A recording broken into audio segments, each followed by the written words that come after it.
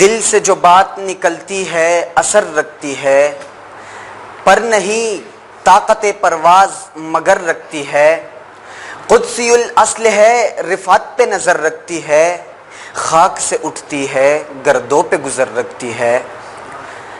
صدر ذی وقار، آج کے اس ایوان میں پیش کردہ قرارداد ہمیں ڈگری کی نہیں علم کی ضرورت ہے، میں اس کی بھرپور موافقت کرتا ہوں۔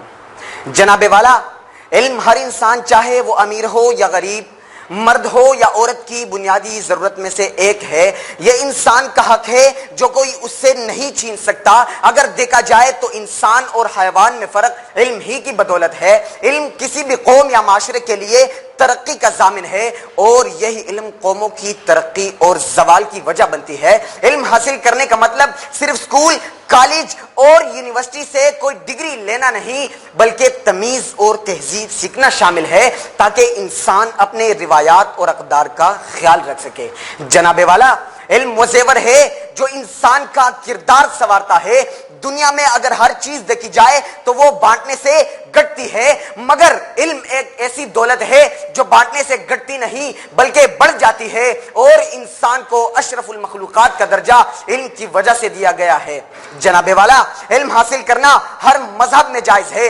آج کے اس پرآشوب اور تیز ترین دور میں علم کی ضرورت بہت اہمیت کی حامل ہے، چاہے زمانہ کتنا ہی ترقی کرے۔ حالانکہ آج دور جدیدیت کا دور ہے، ایٹمی ترقی کا دور ہے، سائنس اور صنعتی ترقی کا دور ہے، مگر اسکولوں میں بنیادی عصری تعلیم، ٹیکنیکل تعلیم، انجینئرنگ، وکالت اور ڈاکٹری اور مختلف جدید علوم کا حاصل کرنا آج کے دور کا لازمی تقاضا ہے۔ جناب والا، پھر اگر ہم دنیا کے فلاسفرز کو دیکھیں، چاہے وہ جرمنی کا ایمانوئل کینٹ ہو، فرانس کا رینے ڈیکارٹ ہو یا یونان کا افلاطون اور ارسطو ہو، ان کی فلسفی کی بنیاد ہی علم پر تھی، نہ کہ ڈگری پر۔ جناب والا، اگر ہم مسلم دنیا پر نظر دوڑائے تو ہمیں ابن سینا ہو، ابن خلدون ہو، ابن طفیل ہو، ابو نصر الفارابی ہو، ابو حامد الغزالی ہو، فخر الدین الرازی ہو، علامہ اقبال ہو، یہ تمام لوگ بھی ڈگری کی بجائے علم کی وجہ سے تاریخ کے روشن ستارے ہیں۔